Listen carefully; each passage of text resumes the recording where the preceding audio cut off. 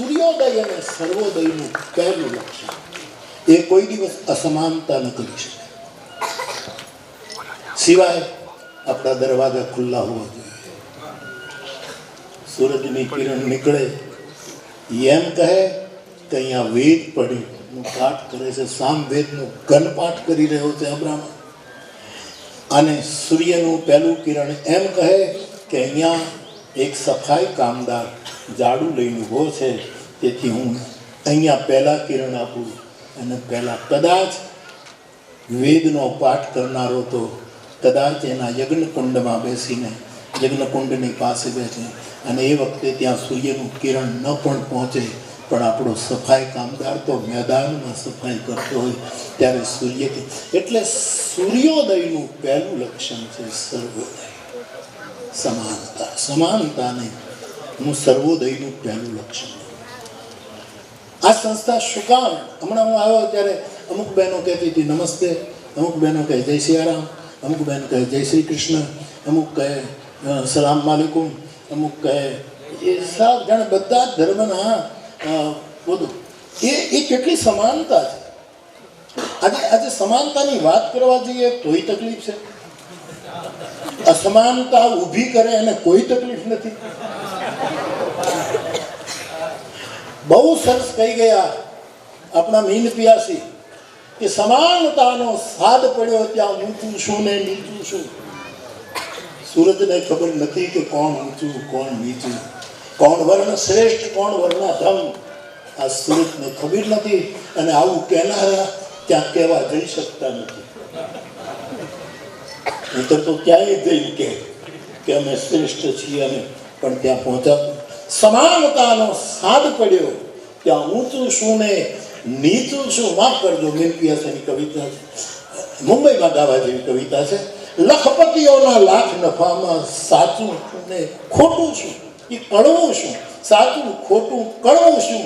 ત્યારે હરિભક્તો એક હોલો કહે છે કે પીડિતોનો પ્રભુ તું. આ બધું કબૂતરોનું ઉંદર ચકલા ચૂં ચૂં છું, છછુંદરોનું છું છું છું, ભમરા ગુંજે ગું ગું ગુ. આ કુંજનમાં શી કપકા વાળી હું કુદરતને પૂછું છું. ઘુવડ સમો ઘુઘવાટા કરતો એક માણસ બોલે હું હું હું હું હું હું, અને હું કરું એ જ અજ્ઞાનતા. મારે જૂનાગઢ જવું છે, નરસિંહને તો સ્વાભાવિક દેખાય છે. હું કરું એ જ અજ્ઞાનતા. શકટનો ભાર જેમ શ્વાન તાણે, પણ સૃષ્ટિ મંડાણ થઈ સર્વ એની પેરે. યોગી યોગેશ્વર કોક જાણે. સૂર્યનો પહેલો લક્ષણ નહીં, નિયમ નહીં, સ્વભાવ સમાનતા. અને સર્વોદયનો પણ એ સ્વભાવ. આ વિનોબાજીનું ધ્યાન છે, મોટામાં મોટી ધ્યાન છે આ ઋષિઓનું, આ પ્રાજ્ઞ પુરુષોનું. સર્વોદયનો એક જ સ્વભાવ છે, સમાનતા. કોઈ પણ અંશે સમદ્રષ્ટિથી એને સ્વીકાર. બીજું, સૂર્ય બહુ સભાન છે. સૂર્ય હજુ મને ઈચ્છા થઈ તો હું થોડોક આમ ગયો, અને એમાં જો ભાન ન રાખ્યું તો આમાં ક્યાંક અપવાદ. બરાબર? સૂર્ય સભાન છે.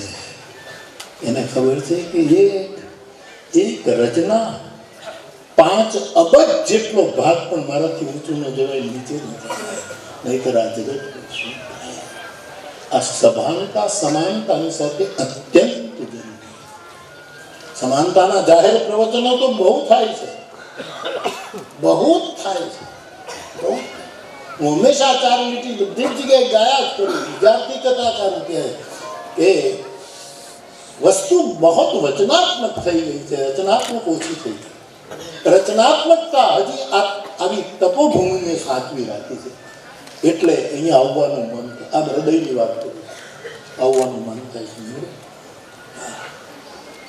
સાત્વિક છે તો સભાનતા એ બહુ જ જરૂરી.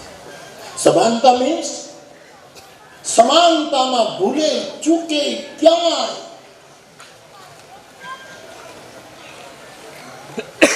પોતાનું પરાયું ન થઈ જાય, પરાયું પોતાનું ન થઈ જાય. એની બહુ સભાનતા સંસ્થા અને એ સચવાય છે. તો સમાનતા સૂર્ય રાખે છે, સભાનતા છે. આપણી પ્રાઇમરી સ્કૂલમાં બાળાઓ, હું ટીચર હતો ત્યારે મોટા મહેમાન આવે તો અમારા ટીચરો એને એક ગીત સ્વાગતનું, બીજું કાંઈ નહીં, ખાલી આમાં જ કરે, સૂરજ ધીમા તપો ધીમા આટલું થાય, સૂરજ ધીમા તપો. એ બાળાઓને ખબર છે કે સૂરજ ધીમા તપો, કારણ કે તમે સુજાણ છો, તમે સમજદાર છો. તમે જ્યાંથી કોઈ પાછું નથી આવતું, જ્યાંથી સૂર્યપ્રકાશ ઉધાર લે છે, જ્યાંથી ચંદ્ર અજવાળું ઉધાર લે છે, જ્યાંથી નક્ષત્રો ઉધાર પ્રકાશ લે છે, એ મહાપ્રકાશના તમે વંશજ છો. કાગબાપુએ એક પંક્તિ લખી સૂર્ય દીવડા માટે કે દિવાકરનો તું દીકરો, એ દીવો તું તો કેવો શબ્દ લાવ્યો છે આ તળપદી માણસ, એ દિવાકરનો દીકરો છે, ખૂણા ખૂણાને અજવાળ. આ સુજાનતા અરે સભાનતા એ બહુ સર્વોદયની એક મહત્વની આધારશિલા છે.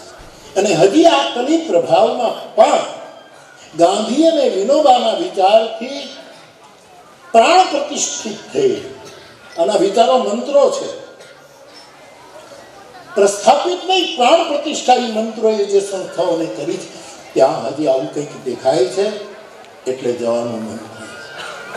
નહીતર મેં બધા જ લગભગ કાર્યક્રમો ઉમાશંકર બાપા જોશીની ભૂમિ ઉપર જાહેરમાં કંઈક ઉભા, હવે મને કોઈએ બોલાવવો નહીં, હું ક્યાંય સંસ્થાઓમાં જઈશ નહીં, હું ને મારી રામકથા એમ. પણ મેં છૂટ રાખી હતી કે મારે જ્યાં જવું હશે ત્યાં હું ચોક્કસ જઈશ. મને તો આ દુનિયા પાછળ તમે ક્યાં કેમ જતા, તો ક્યાં જતા? તો સૂર્યોદય એ સર્વોદયની મોટી પ્રેરણા છે. ત્યાં સમાનતા છે અને સભાનતા છે. હવે સભાન કોણ હોય શકે? વિવેકી માણસ સભાન હોય શકે, અવિવેકી ના હોય શકે. અવિવેકી તો એને શું લેવા દેવા?